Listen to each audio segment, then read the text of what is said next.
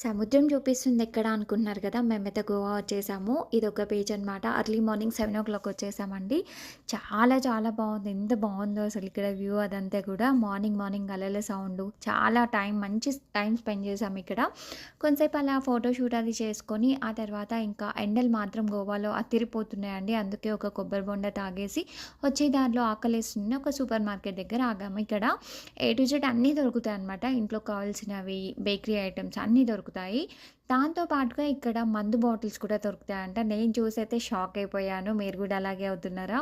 So, super మార్కెట్‌లో మందు బాటిల్సా అని షాక్ అయ్యాను. ఆ తర్వాత ఇక్కడ కొన్ని ఐటెమ్స్ అవి తీసుకున్నాము. ఇంకా విల్లాలో వాళ్ళు రాలేదనమాట. వాళ్ళు అక్కడే బ్రేక్‌ఫాస్ట్ చేసి ఇంకా అక్కడే స్విమ్మింగ్ పూల్‌లో ఎంజాయ్ చేస్తున్నారు.